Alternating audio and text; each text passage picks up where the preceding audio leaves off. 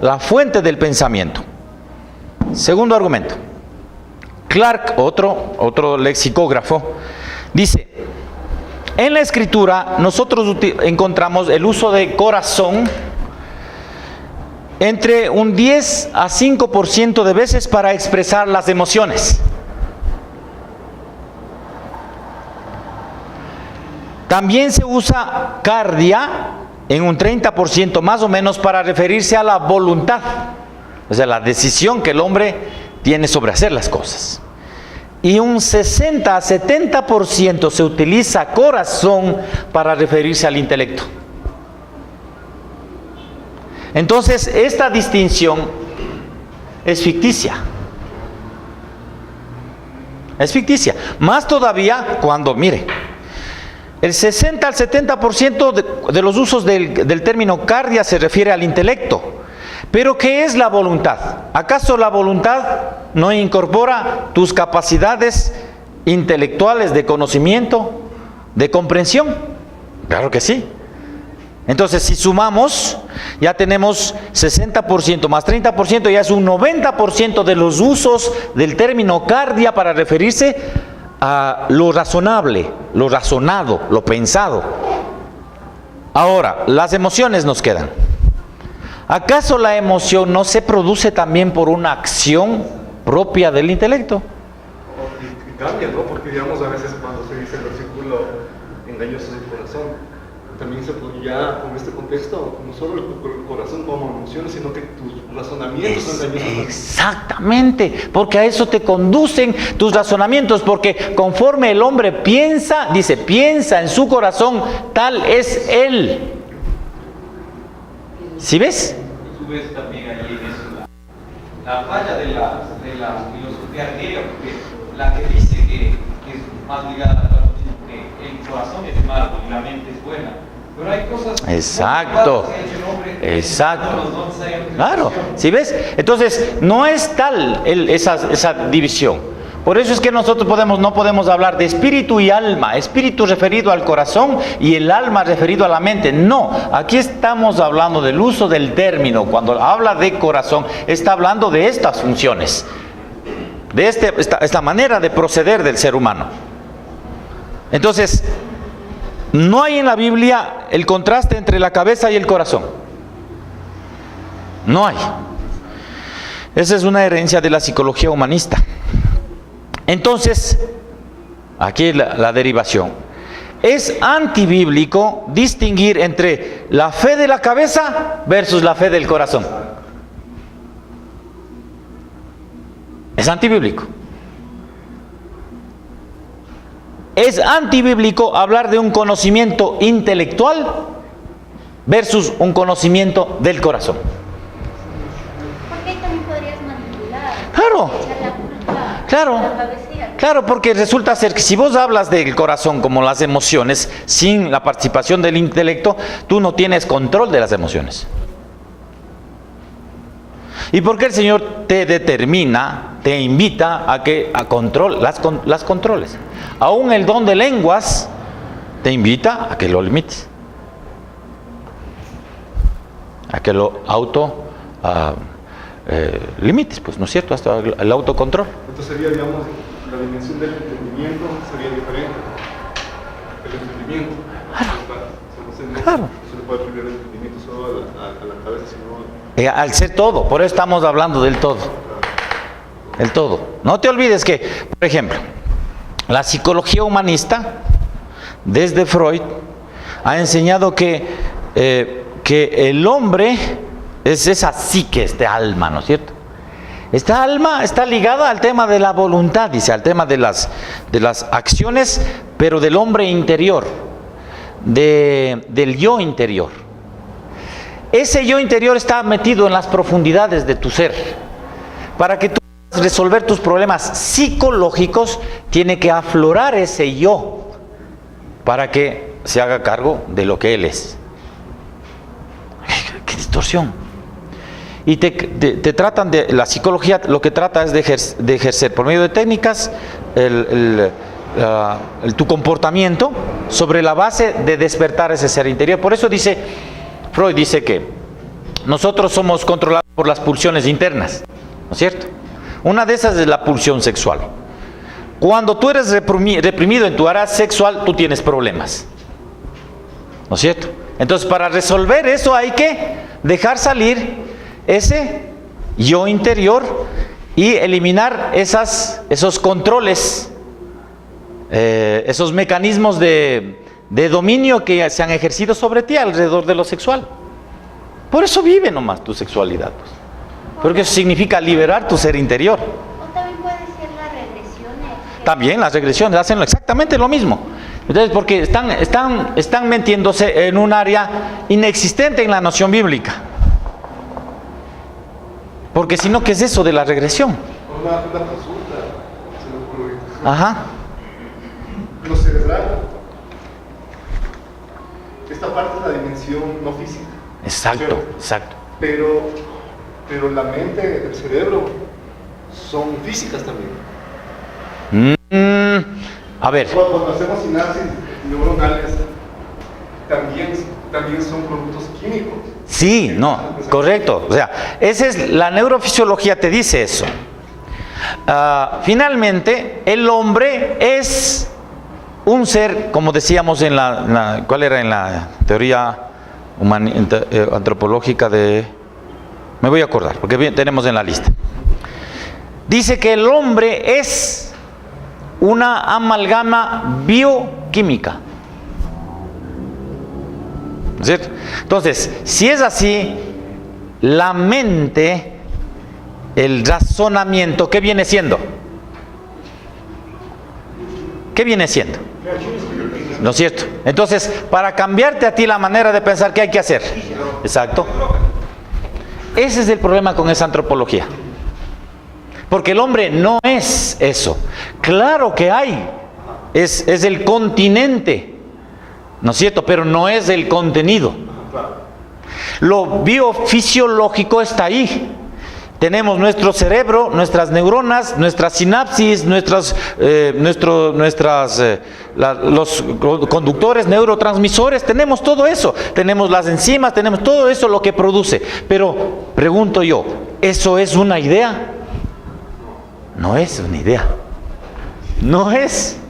Aun cuando es el continente, pero no es el contenido. Por eso es integral. Exactamente. Exactamente. Pero cuando el hombre muere, ese continente se hace polvo. ¿Y qué es lo que queda? El espíritu, que es esa mente. Porque lo que leíamos en el texto de Corintios, que quiero dejar el cuerpo para estar en presencia de Dios. ¿Sí ves? Entonces, ojo con eso, es la antropología. Esta antropología posmoderna, alrededor de la neurofisiología, nos pretende a nosotros creer que nosotros somos de esa suma de elementos, agentes biofisiológicos, que solamente es un asunto de cambiar, porque las enfermedades, tumoral, todo es un asunto de una distorsión en esos elementos. Y eso no somos nosotros. No somos eso. Pero de ahí viene la idea que quieren algunos científicos de supuestamente encontrar, como dicen, el gen de la maldad y removerlo. Claro, o sea, esa es la idea. Porque el pecado ya no se llama pecado en este contexto, en esta antropología. El pecado no existe. Lo que es problemas, enfermedades que pueden ser corregidas. Noah Yuval, no sé, que les dije, rico, famoso y homosexual. Tiene esa noción, precisamente. Pero lo que dice, descansa en su pensamiento positivo acerca del desarrollo tecnológico, que finalmente vamos a derivar en eso. O sea, todo está apuntando a que nosotros vamos a dar un salto cualitativo en el proceso evolutivo. Porque vamos a poder controlar esto. Porque el hombre es eso. Falso.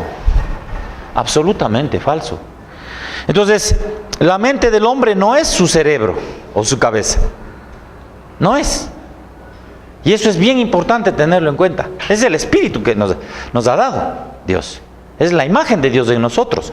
Porque la mente del hombre es incorpórea. Es hecha a la imagen de Dios. La mente no es... La mente del hombre es incorpórea. O sea, no físico. Claro, por ejemplo, te pongo un ejemplo. ¿Qué es un recuerdo? Claro. Y algo mental. Sí, pero es la suma de enzimas y pulsos eléctricos y en tu mente. Sí, Eso es. sí. O sea, eso interviene. Es el continente, pero no es. El cerebro es del vaso, no es del agua. Claro. Entonces, por esta razón es que esta diferencia, esta distinción es un error de carácter teológico, porque no hay un contraste entre la cabeza y el corazón. No lo hay. Por eso es que el Señor, por medio de su palabra, nos invita a nosotros a hacer cosas que nosotros entendemos que podemos hacer porque Él en su voluntad así lo dispone, porque son cosas ya establecidas por Él, porque las podemos hacer para su gloria. De lo contrario, no pediría lo que no se puede. ¿Sí ves? Porque nos ha dotado de esa capacidad. Ahora, espíritu, alma, corazón y mente son palabras diferentes e intercambiables para referirse a la misma parte. Se refieren a la parte inmaterial del hombre. Fe, conocimiento en el espíritu es fe, conocimiento en la mente es fe. El corazón, por ende, es intelectual. Eso es, por ejemplo, al contraste con los griegos. Con los griegos es completamente opuesto. No es intelectual, corazón solo es de emoción. Emoción. Claro, y en las emociones dicen, tú no tienes control. Y es lo que dices, ¿no? ¿Ah? ¿Sí? Muy bien, entonces en la dicotomía nosotros en cambio afirmamos que el ser humano se compone de mente y cuerpo. Hay una serie de textos bíblicos y la Biblia enseña que el hombre consta de una parte material, una parte inmaterial. Eso ya hemos argumentado en el debate de la tricotomía. Entonces el hombre es alma y cuerpo. El alma entró cuando Dios sopló vida en él. Este soplo de vida es el que da las virtudes intelectuales. La imagen de Dios es el intelecto del hombre, es decir, está hecho a imagen y semejanza divina en el sentido que posee una mente racional. Y en ese sentido, hombres y mujeres tenemos esa imagen de Dios. ¿Está claro? Preguntas. Preguntas. Es decir, que la división No. que nosotros hacemos de mente y sentimiento Es ficticia. es ficticia. Es ficticia. Es ficticia, pero porque Por las influencias no bíblicas que hemos tenido en nuestra comprensión del hombre. por ejemplo, sí, y a nivel cristiano nos han enseñado. Exactamente. Que si tienes tu control sobre lo que piensas, puedes tener control sobre las emociones. Es decir, si no dejas que de la mente pase al corazón, a las emociones, vas a poder tener dominio propio. Es decir, cuando se supone que tenemos dominio propio, es porque solo hemos dejado en la mente la circunstancia y no hemos dejado que pase a las emociones. Ese es el problema. Eso sí, si vos pones atención a los términos que estás diciendo, es claramente psicología. Además, y también es de filosofía, o sea, te pones a pensar, tienes que despojar de todo esto que te ha enseñado la sociedad, que es, por ejemplo, con lo que se basa. Las cosmovisiones, las antropologías. Entonces por ejemplo, esas cosas que dijiste, suena medio estoico, que dice que el estoico no siente el sentimiento, porque eso le hace que sea amado y se equivoque, que no es lógico. Claro. Y hasta nos lo ilustran. Nos lo ilustran, por ejemplo, cuando uno solamente está pensando algo y como a veces uno habituado a la exposición del pensamiento, uno piensa y uno llega al punto de decir, sí, no voy a dejar que esto me domine ni me controle, yo le voy a dominar. Ajá. Entonces ahí estoy solamente usando mi aspecto mental, no dejo que vayan las emociones. Ajá. Entonces ahí es en donde se ilustra inclusive esto que tú dices ahora que es un error y que la Biblia lo muestra y que hemos creído durante toda la vida. Porque claro, porque a veces sí podemos, con ciertas circunstancias, solo dejarlas en la mente. Claro. Y es más, si las dejamos en la mente y no las dejamos que florezcan en el corazón las emociones, hasta las podemos dominar y controlar. Claro, porque además, nota que la noción del pecado, que los fariseos habían derivado fruto de esto, es el hecho de que el pecado, ¿no es cierto?, se lo cometía fruto de la voluntad Es decir, actuabas, tomabas tu decisión y actuabas en adulterio. Y ese era el pecado. ¿Y el Señor qué le dice? Las intenciones de tu corazón. ¿Qué significa las intenciones de tu corazón? Es la mente, pues. Porque hay una intención. La palabra intención, ¿qué supone? ¿Qué significa? Hay un pensamiento, hay una elaboración previa, hay un plan. Has maquinado en tu corazón, has derivado en ideas en tu corazón. Puede que no actúes, pero ya pecaste en tus intenciones de tu corazón. Pero claro, o sea, hay situaciones en las cuales las ideas, lo que vemos, tiene un tan impacto en nuestra mente que nos llega a afectar en las vísceras y nos afecta. Pero no es porque no haya pasado primero por nuestro intelecto, nuestro razonamiento, sino que a veces son de tal impacto y pueden ser tan diferentes en cada persona que nos afectan de distinta manera. Solo eso nomás es. O sea, por ejemplo, cuando hablamos de depresión, por ejemplo, Depresión. bueno, yo he visto películas también. Hay dos tipos, ¿no? Puede haber dos tipos, ¿no? Uno que es un pecado en sí mismo, pero también puede haber una predisposición química, ¿no? Entonces, Sí, es una enfermedad también. ¿se descartaría esa parte o no necesariamente? Por ejemplo, la ansiedad sería un fruto del pensamiento más que del cuerpo. Claro, pero a veces, vos sabes que a veces nosotros somos portadores de ideas que nosotros no nos hemos dado cuenta que las tenemos. Puede ser por experiencias tempranas, por ejemplo, que nosotros vamos incorporando ciertos elementos y finalmente deriva en algo, ¿no es cierto?, como una manifestación somática de algo que nos ocurrió mentalmente, que no pudimos soportar, pero que no hemos sido conscientes, es otra cosa. No nos hemos dado cuenta, no hemos pensado en ello. Pero cuando empiezas a pensar, es lo que hace la psicología. Entonces te sientas en el diván y te empieza a hacer preguntas y preguntas. Entonces vas recordando, vas dando la vuelta. Son ideas. ¿Sí te ves cómo se te va metiendo? Se te va metiendo. ¿En dónde se te va metiendo? En el corazón. Pues, o sea, está metiéndose en tu corazón. Eso es. Por eso es la perversión más grande de esa psicología de psicoanálisis. Es la perversión más grande porque está jugando con algo en lo cual Dios interviene, porque es la imagen de Él que está siendo, entre comillas, explorada en el hombre. Sí, sí. Probablemente mientras estemos en esta naturaleza, Sí, sí. digamos así, nosotros van a estar interactuando Sí, mutuamente y vuelta sí, y afectando el uno al otro. sí, Ahora, si es que nosotros tenemos un tiempo determinado de vida sí, en este tiempo, y así como hacías el ejemplo con Javier, donde un recuerdo es un pensamiento, ¿no es sí. cierto? ¿No sería que esto mismo nos habla de estas cualidades que el Señor mismo nos da, no nos habla de Él mismo, de su imagen, como ese razonamiento, como ese pensamiento, ¿Ah? como lo que Él mismo? Es Él. O sea, eso es lo que es Él. El pensamiento nuestro nos está dando testimonio de Él mismo a la vez. Así es.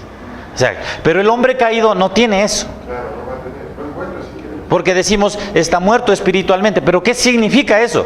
No sabe de Dios, no conoce a Dios, no acepta a Dios, odia a Dios, es enemigo de Dios, etc. Son todas esas ideas. Por eso está muerto el espíritu. Niega su propio espíritu. Está muerto, pues no puede entender, no puede saber, no puede conocer de Dios. Esto podría hablar un poco de esa inmaterialidad que decías tú del pensamiento. Así es, así es. Mientras estamos viviendo en este cuerpo, va a tener esta limitación, digamos, este contenido. Así es. Pero el rato que deja de existir esto, esta mente ya va a la presencia de Dios. Va a la presencia de Dios. O sea, pero es una existencia, existe como tal. O sea, no debemos pensar nosotros como Futurama, ¿no es cierto? Claro, no debemos pensar que hay unos cerebros en un frasco y eso es esa persona. No, pues eso es eso. No es eso. Es la mente racional, es el espíritu. Y por eso es que tampoco no se pierde, porque hay otras nociones. Y algunas que he escuchado a los católicos, las nociones de que cuando la gente muere, se borra todo. Se borra, exactamente. Entonces, cuando la gente resucita, Exactamente. Es una hoja en blanco, entonces ¿para qué la separación? Claro, entonces podemos referirnos a eso porque sí, en efecto, hay esa enseñanza dentro del contexto del catolicismo. ¿Cómo no? Por supuesto que sí. Es lo que se conoce como el traducionismo, etcétera, en fin. Bueno, porque si no, no vamos a terminar esto. Ahora, otro punto alrededor del tema de la creación, antes de caminar hacia el tema de la caída.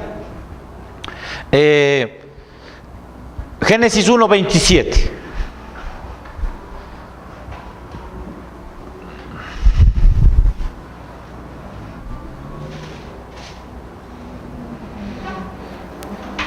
Pero Dios al hombre a su imagen, a la imagen de Dios, lo creó varón y hembra su mujer. Ya, muy bien, ¿no es cierto? Entonces, ahí entramos a la guerra de los sexos directamente. Y la Estelita es la representante que necesitamos para el diálogo. Ambos son imagen de Dios y ambos pertenecen a la categoría de hombre, en el sentido de humanidad, ¿verdad? En Génesis 1:28, no se olviden que el Señor también les da el dominio sobre todo lo creado y a los dos les da el dominio. No había ocurrido la caída, o sea, a hombre, varón y hembra los creó, a ellos les dio el dominio sobre el resto de la creación, lo cual implica que un género intrínsecamente no es superior el uno al otro, no es. Porque a los dos les dio la misma responsabilidad del dominio, en igualdad de condiciones. Implica también que ambos tienen un valor de su existencia, de su ser por sí mismo. Porque los filósofos dicen un valor ontológico. O sea, los dos, por ser portadores de la imagen de Dios, los dos son valorados y deben ser valorados. Y en ese sentido, nosotros debemos ver la posición de la mujer, el lugar de la mujer. Que en efecto históricamente ha sido degradada esa imagen de Dios en la mujer, eso debemos reconocer plenamente. Pero auxiliados por la propia Escritura, que es la única que nos permite a nosotros entender realmente nuestra propia antropología, vamos a valorar la existencia, el valor que tiene la mujer por ser imagen de Dios. Insisto, se valora a la mujer no por ser mujer, sino por ser portadora de la imagen de Dios. Lo mismo pasa con el hombre, ¿verdad? También hay una implicación en el hecho de que Dios impuso una estructura de autoridad sobre ellos para definir el papel de la sociedad, el papel de cada uno de ellos en la sociedad, sobre el matrimonio y sobre el gobierno de la iglesia. O sea, les dio autoridad a los dos, les dio valor a los dos, sin embargo, Dios impuso una estructura de autoridad. Todos estamos de acuerdo en eso, porque todos somos hombres, excepto Estelita. ¿Está de acuerdo con nosotros? Ah, no, vos también, ¿cierto? Bienvenidas, me había olvidado. Tienes razón. ¿No es cierto? Entonces ya no estás sola. Ya, entonces, ¿no es cierto? Entonces, ahora, lo que leímos, Génesis 3:16, ¿verdad? O sea, hasta ahí el tema de la creación. Ya viene el tema de la caída. Después de la caída hay el problema. Entonces, como vimos en el pasaje de Génesis 3:16, tu deseo será para tu marido y él se enseñoreará. Vimos que una mejor traducción de ese texto podría ser: y desearás controlar a tu marido, pero él gobernará sobre ti. O tu deseo será dominar a tu marido, mas él te gobernará. Que no, se entiende en el contexto mejor que decir, por ejemplo, desearás tener hijos con tu esposo y él será quien te domine.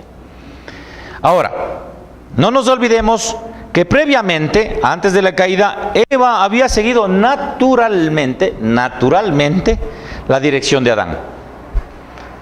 Pero ahora, con la caída, hay un choque de voluntades. Eso es obvio, eso se ve clarísimamente en el texto bíblico, y a partir de allí, leamos la historia del texto bíblico.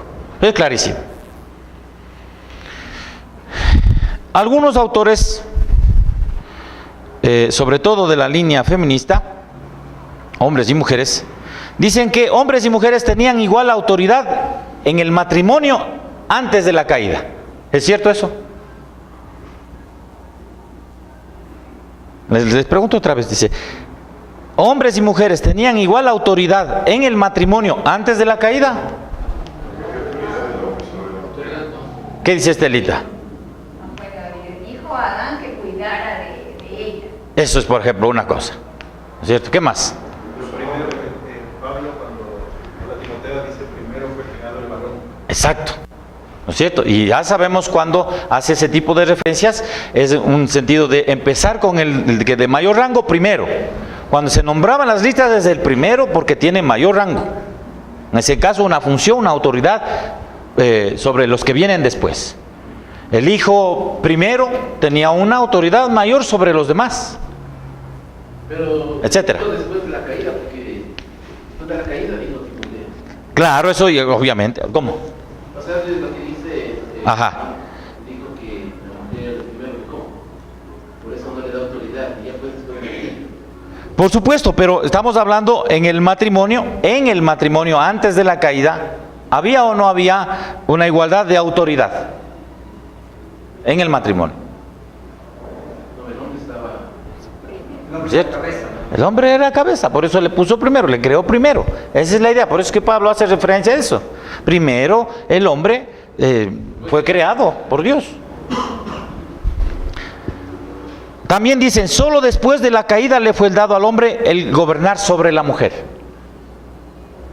La primera pregunta ya resuelve eso. No. Es antes de la caída que ya se le dio esa autoridad al hombre por ser la cabeza representativa.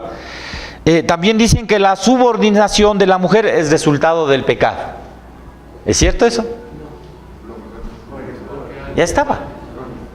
O sea, hay una subordinación. Más bien la mujer estaba seguida naturalmente. Naturalmente, es lo que decimos. Eva seguía naturalmente a Adán. Después se distorsionó. Exactamente, después fue el problema. Antes, claro, era parte de su gusto, ahora dice, ya no le gusta. Sí, Fred. Vale, Dios creó a Adán y dio la maldad. También A él. Exactamente, antes de que sea creado. Y le dio a él, cronológicamente es eso. Y le dio a él. Bueno, hay unas reflexiones interesantes alrededor de eso. Esta subordinación es negada después, dicen algunos. Esta subordinación es negada después de la muerte y resurrección de Cristo. ¿Es cierto? O sea, cuando Cristo muere y resucita, la subordinación se elimina. ¿Por qué? Porque dice que Cristo es la cabeza del hombre. Como el varón es cabeza de la mujer. Porque siempre fue así, o sea. Entonces la subordinación se mantiene, si ves, acá está establecida, en la historia de la redención, está establecida ahí y va a ser así. Porque así es como el Señor lo decretó. Así es. Entonces, difícilmente será que puedan resolver estos asuntos con una supuesta igualdad en Cristo. Pero igualdad para la salvación, como Gálatas dice, sí, pero no igualdad en el matrimonio y en la iglesia. Respecto a la autoridad. Respecto a la autoridad, obviamente, ¿no? Respecto a la autoridad. Porque debemos tomar en cuenta que no todos los defectos del pecado fueron eliminados. En Cristo, no todos los defectos del pecado no fueron eliminados. Hay ciertas cosas que deben esperar hasta la consumación. Por ejemplo, las enfermedades, la muerte, entre esas esta. ¿Cierto? La autoridad del hombre sobre la mujer no se originó en la caída. Génesis 2:18 dice que ella sería ayuda del hombre. Pablo enseña que es una ordenanza de la creación, ¿sí ve? Y por naturaleza y orden de la creación el hombre tiene autoridad sobre la mujer. Por eso está en vigor. Por la propia naturaleza de la creación, por causa de ser una ordenanza, un decreto instituido por Dios, y por ordenanza, un decreto por la naturaleza de Dios mismo. Y eso es más importante todavía. Porque en Dios hay esa sujeción. En su ser mismo está presente esa ordenanza. Además, la obra de Cristo más la enseñanza apostólica nos enseñan que no fueron abolidas las estructuras de autoridad, porque fueron establecidas por Dios y reforzaron una ley moral absoluta. Por eso no cambia. El argumento de que la obra redentora de Cristo eliminó la maldición de la subordinación de las mujeres a los hombres dentro de la relación matrimonial es antibíblica, es falsa, es una mentira del diablo.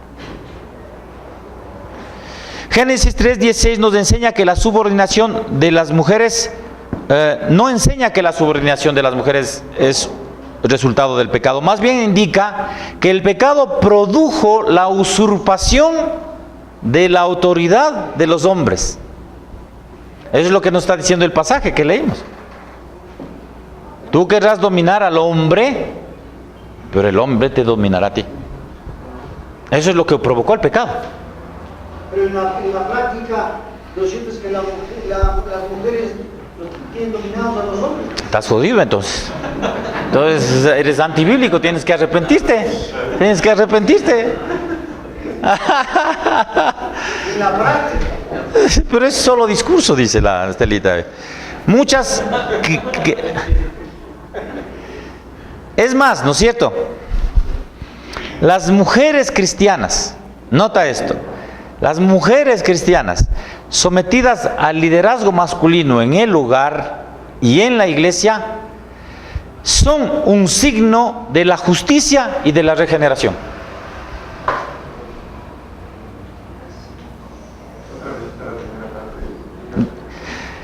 Las mujeres cristianas sometidas al liderazgo masculino en el hogar y en la iglesia son un signo de la justicia y de la regeneración. ¿Ve? Entonces no es que ya estamos en Cristo, entonces las pastoras pues, yo también, ¿y por qué no? Ese es el argumento, ¿y por qué no? Si tenemos dones, tenemos el mismo espíritu, tenemos la misma inteligencia, las mismas capacidades. No, porque a Dios le plació o le plugó, ¿no es cierto? Esa palabra antigua, le plació a él poner rangos de autoridad y ponerle al hombre en la cabeza, porque primero le creó a él y dijo, tú primero, para que pongas al frente, te pongas al frente. ¿Cómo? Es que es para reflejar la gloria de Dios, la imagen de Dios y la gloria de Él. No te olvides que uno de los argumentos que decíamos es precisamente es porque es un decreto bajo la naturaleza de Dios. En Dios mismo encontramos esa subordinación. El Hijo no tiene el mismo rango que el Padre, está subordinado al Padre, por eso es Hijo, aun cuando son Dios mismo. Pues lo mismo pasa acá. El rechazo de la supremacía masculina en términos de la autoridad que le ha dado a Dios en el hogar y en la iglesia es una manifestación del pecado y de la maldad. Ahora, no solamente el rechazo de la autoridad masculina viene por parte de las mujeres, sino también de parte de los hombres, porque no quieren ejercer la autoridad, no quieren ser la autoridad también. ¿Sí ves? En los dos casos es un signo, una manifestación del pecado. En los dos casos. Sobre todo cuando ya hay un hijo. No, aun cuando no haya hijos, pues. Aun cuando no haya hijos. Claro, claro. Sigue siendo, claro, porque sigue siendo la cabeza del hogar, aun cuando no haya hijos. Porque aun cuando no haya hijos, porque cuando no hay hijos sigue siendo el deber de esa pareja tener hijos espirituales o adoptarlos. ¿O no? Hay la opción, ¿no? Es una opción. La obra de Cristo, en lugar de abolir el liderazgo masculino en el hogar y en la iglesia, más bien restauró y reforzó el diseño original de Dios.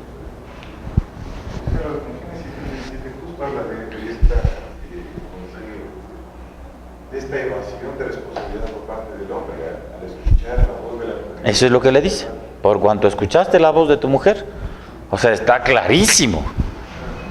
El 3.16 se explica por el 3.17. Sí. El caso de Febe. Mi esposa. Febe. Es mi esposa, se llama Febe.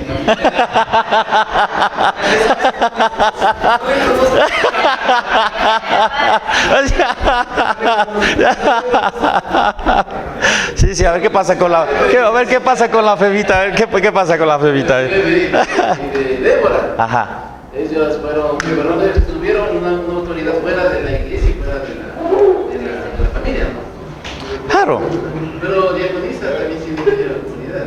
Pero por el uso de diaconisa, cuando se usa diaconisa no está hablando del oficio, sino del término que hace referencia al servicio.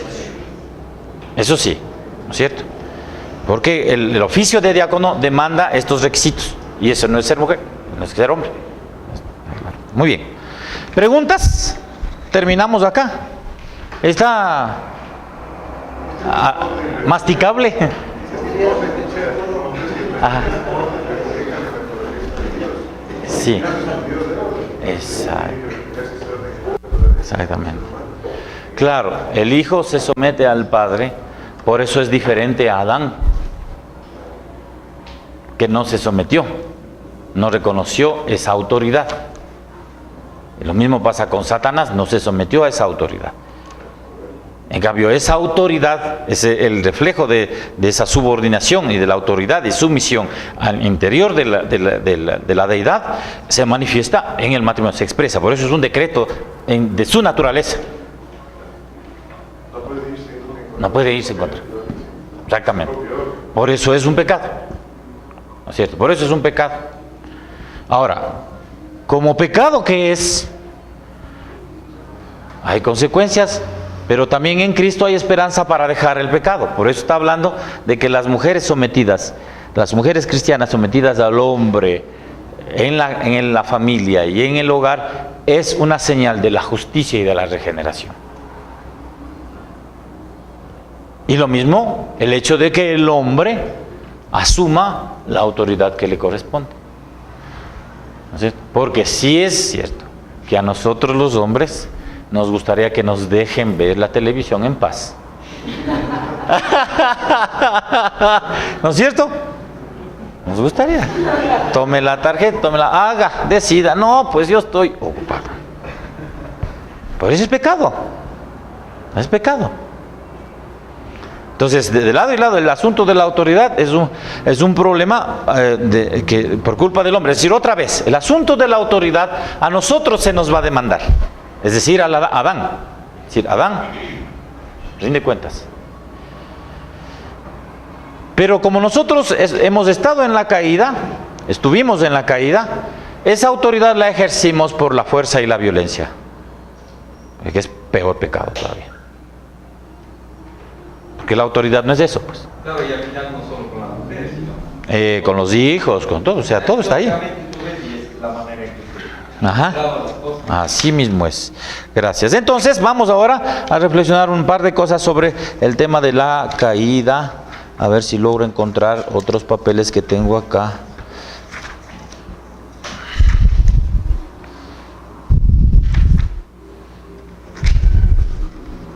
Ya, aquí vamos a ver. Entonces, aquí no sé qué página es la que corresponde al tema de la caída, el capítulo 3. La tesis es: la caída rompe la relación armoniosa del ser humano con Dios, su prójimo y sí mismo, y la creación es el inicio de la muerte espiritual, la vida mundana y la distorsión satánica.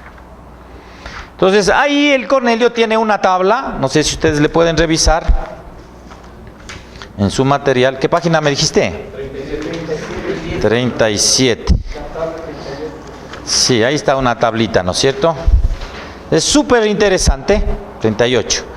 Cómo el hermano Cornelio desarrolla ahí la tesis, la antítesis y la síntesis. La tesis, lo que está establecido en la palabra; la antítesis, todo aquello que se refiere a la paternidad del diablo; y la síntesis, lo que es la paternidad de Dios, a propósito del pasaje de Juan 8 del 30 al 59. Cuando ustedes hagan el ejercicio, revisen detenidamente el pasaje. Yo solamente voy a tocar aquí unos puntos importantes con respecto al tema de la caída, y vamos a ver algunos puntos de vista divergentes acerca de la caída y el pecado.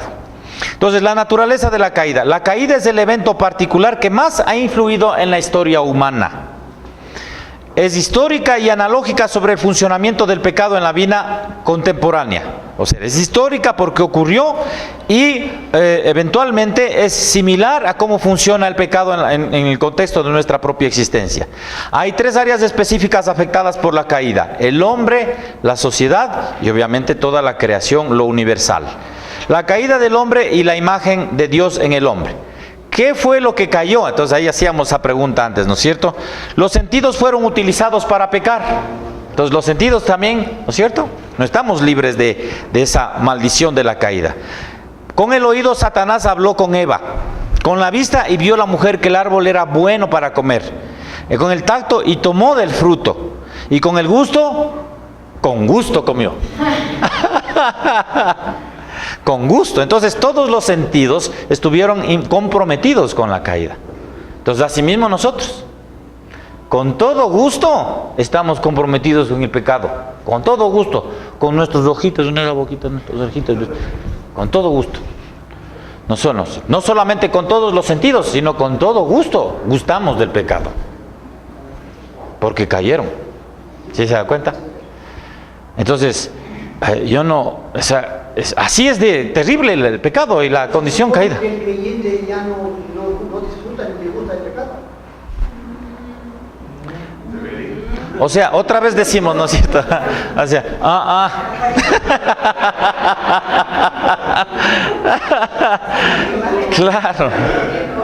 Claro, Pablo dice que disfrutamos del pecado. Pero luchamos porque tampoco no nos gusta. Nos gusta y no nos gusta. O sea, sí, lo importante es que cada vez deteste más, te detestes a ti mismo porque te gusta el pecado. Por eso habla de el hombre viejo sea crucificado. Tienes que detestarte a ti mismo, porque si no, ¿qué dirías? Sí. Como la canción, me asusta, pero Sí, es eso.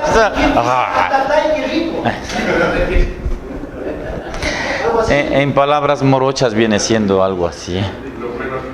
Feísimo suena, pero es así. Por eso el Señor llama que nosotros debemos odiar nuestra propia condición, porque, eso es la evidencia fehaciente de que somos necesitados del Redentor todo el tiempo, en nuestros paladares, en nuestros gustos, en lo que miramos, en lo que oímos.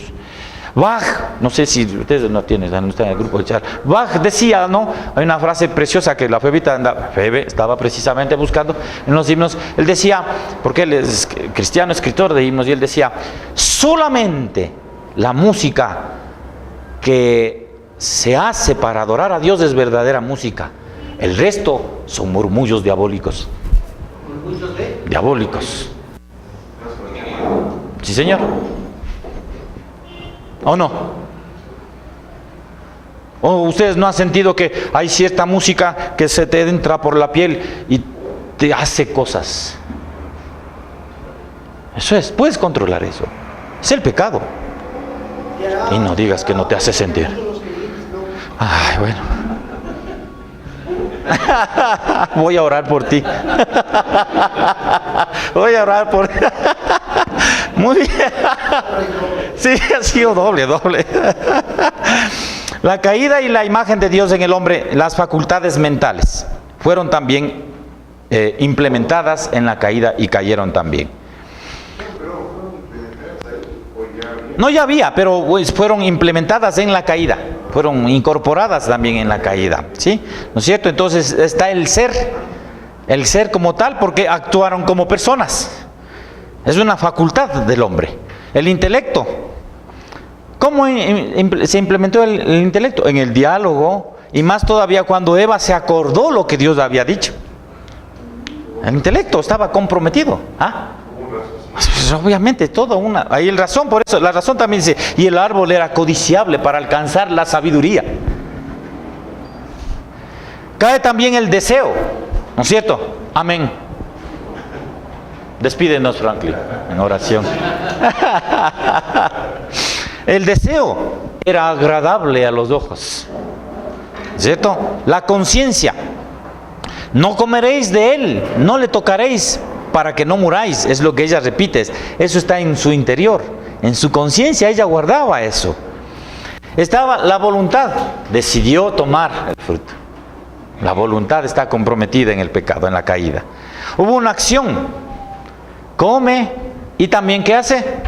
Adán, tenga. Y Adán a la primera comió. A la primera. No, quizá hubo un diálogo ahí. Yo puedo imaginarme decir, Adán come. No, el Señor dijo, Adán come. ¿Ya qué vas a hacer? Ya, no, Adán come. Te dije que coma. Entonces ya puedo imaginarme ese diálogo en mi casa. Si no comes, no tienes. ¿Sí ve? Hay todo eso ahí. Es la voluntad y la acción. Y también hay la adoración, que es una facultad también mental. Obedeció a Satanás y no a Dios. Así fue la caída. Involucró los sentidos, las facultades mentales y también la espiritualidad. La naturaleza espiritual fue usada para complacer a Satanás y a ellos mismos. La relación espiritual con Dios muere, el no creyente está espiritualmente muerto en su estado de pecado. Las relaciones de la vida hay una inversión. Con Dios, en vez de amar a Dios, la gente odia a Dios. Con el prójimo, en vez de proteger y proveer, culpamos y hasta matamos a nuestro prójimo. En vez de una ayuda idónea, la esposa es una tentadora. En vez de un proveedor y protector, el esposo está ausente o es un dominador. Todo eso está implicado alrededor de la espiritualidad, porque cuando hablamos nosotros de espiritualidad es la aplicación en la vida de lo espiritual. Y eso es lo que ocurre. O sea, lo espiritual, lo que decimos, ¿no es cierto? Es esa capacidad que tenemos dada por Dios, esa imagen de Dios, de ser razonables, que lo traducimos a una vida conflictiva, a causa del pecado. Todo el tiempo. Todo el tiempo. Y es cierto que el Señor ya nos ha dado una regeneración. Su palabra nos ha dado la vida del Espíritu en Él. Pero todavía. ¿Cierto? Pero todavía. También, ahora con respecto al mundo, la caída impactó en el mandato cultural. Porque Dios dio en la creación un mandato cultural al hombre. Los primeros humanos no cumplieron con el mandato cultural en la caída, ni como esposos, ni como obreros. Deseaban más y de diferente manera a lo que se les había dado. El matrimonio y la familia, que son parte de este mandato cultural, fueron usados para rebelarse. Noten la bendición de Dios del dar el matrimonio, y juntos, como una yunta, desobedecieron a Dios. Fue una mala yunta. Mala yunta. Fregado. Yo alguna vez vi una película argentina que se llamaba así, Mala Yunta, porque muestra cómo somos. O sea, cómo somos cómplices. Ya no somos compañeros, somos cómplices. Ya no somos ayuda idónea, no, sino buscamos nuestro beneficio. Te ayudo, pero... En fin, malas yuntas. Por eso pecamos. Las responsabilidades familiares en el mandato cultural fueron invertidas y distorsionadas para violar el mandato de Dios.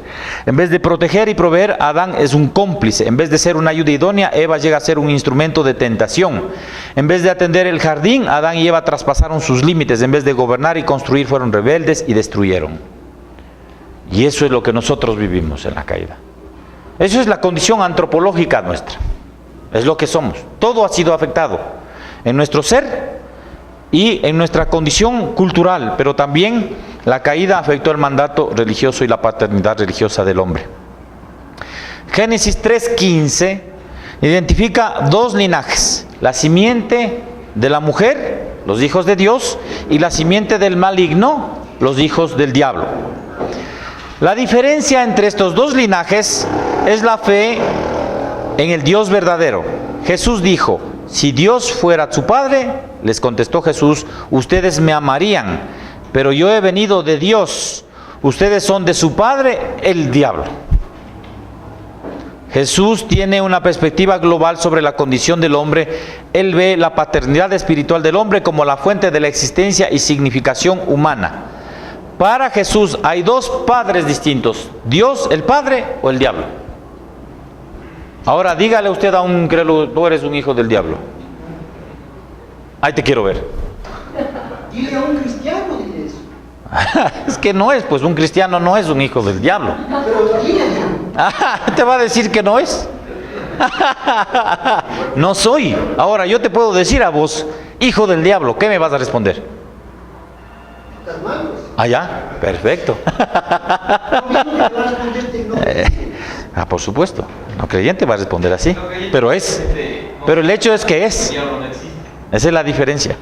Y entonces ahí tienen ustedes la tabla que la hace a propósito de Juan 8:30 al 59 y van a ampliar un poquito esta situación. Pero es muy significativa la tabla, aunque es un buen resumen, pero toca elementos bien importantes.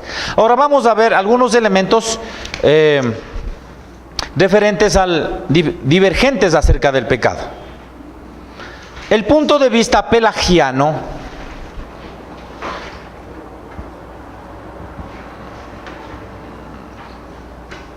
acerca del pecado nos dice, Pelagio, no se olviden, fue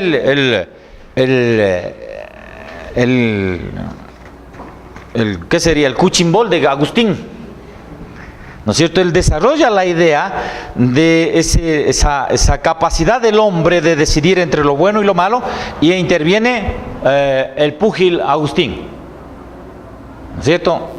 Pero ¿cuáles eran los argumentos de Pelagio alrededor del pecado? Él no cree en el pecado original, por ejemplo, o no creía en el pecado original.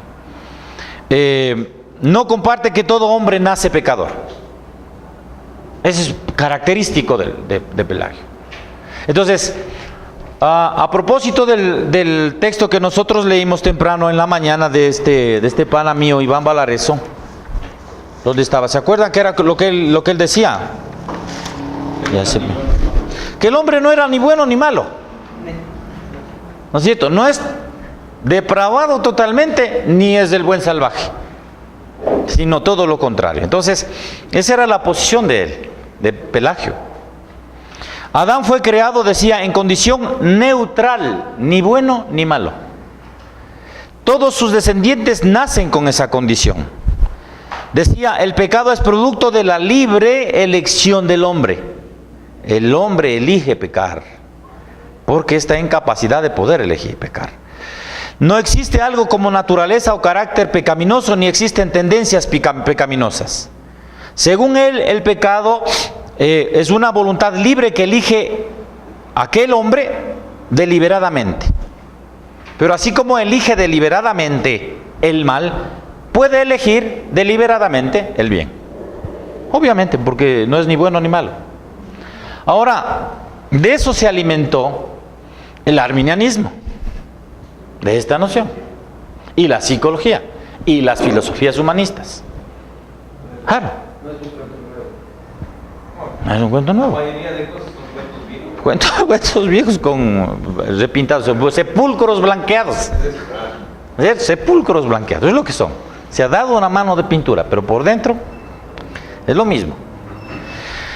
Ahora, el punto de vista católico romano acerca del pecado. ¿Ustedes creen que difiere en algo o en mucho la noción católica de la noción protestante? No mucho. ¿No mucho? Sobre todo en el posmodernismo. Pero, a ver, por ejemplo, ¿en qué dirías no difiere mucho? En el aspecto de que el pensamiento católico romano del pensamiento protestante evangélico es humanista en el sentido de la elección. O sea, tanto los unos piensan lo que ha dicho Valareso y lo que dice Pelagio, que es el hombre tiene la libertad de elegir hacer el bien o elegir hacer el mal. No, no hay cosas. Ellos tienen poquito el pecado original para empezar. Para empezar. No, sí, pero esa es otra cosa. Ya. O sea, si hay una... Sí, pero por eso te digo, o sea, la Iglesia Católica Romana tiene una comprensión particular acerca del pecado, que es diferente al pensamiento protestante, evangélico y peor todavía del reformado. Claro. Pero ¿Cierto? hay bastantes similitudes. Bueno, porque tenemos una raíz común, pero o sea, su teología es diferente. Es diferente. Por eso se dividió la Iglesia, pues. También dicen que todos los pensamientos y filosofía es en base a la parte que dice que la base son todos los apóstoles. Pero ellos se perdieron en el camino porque alegaron un montón de cosas Lo que pasa Claro, es que pero vamos a ver el tema del pecado específicamente. Vamos a ver. ellos mezclaron con la filosofía greco-romana. Claro, vamos a ver. Dice, para la Iglesia Católica, el pecado original es una condición negativa. Es decir, es la ausencia de la rectitud original de la que fue dotado el hombre sobrenaturalmente. Repito, el pecado original es una condición negativa. Es decir, esa condición negativa es la ausencia de la rectitud original. Que aquí estamos iguales. Este parece católico, ¿no? No, porque estamos diciendo que Romanos 5:12, que así como el pecado entró por un hombre, pasó a toda la humanidad. Sí, pero no estamos hablando de... sí, Originalmente nosotros, ¿tú puedes decir eso que es una condición negativa? es una condición con la No, que no nacemos es, todos, pues. no, pero no es una condición negativa. Es positivo que venir con el pecado. No es una condición negativa, es esencialmente pecado. No es una condición, porque hay condiciones. La condición es un entorno que te lleva a... ¿No es cierto? En cambio el pecado para nosotros es una realidad. Así es lo que es. Con la que nacemos. Pero acá es la ausencia de la rectitud. Me perdí. Es decir, que esa condición puedes cambiarla tú. Ese es el asunto.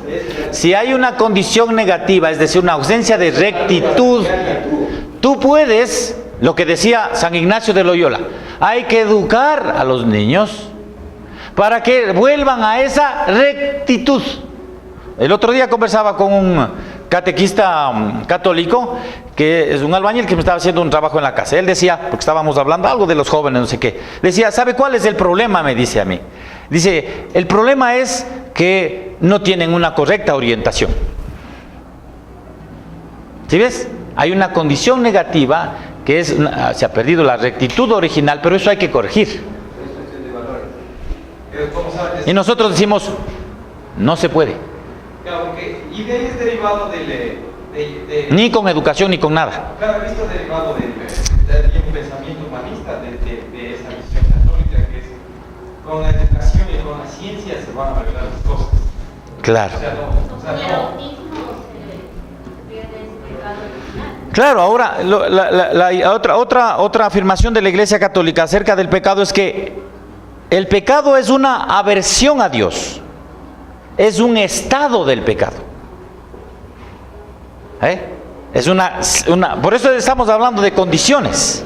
O sea, es un modo de tu existencia que puede revertirse, pero que es lo que estás viviendo. Puede revertirse. Por eso educa. Educa al niño. Claro, tal vez algo que pueda explicar. Ajá, sí.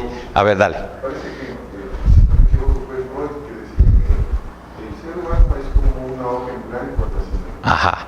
Conforme uno vaya cambiando, poniendo cosas en él, así va a ser su carácter.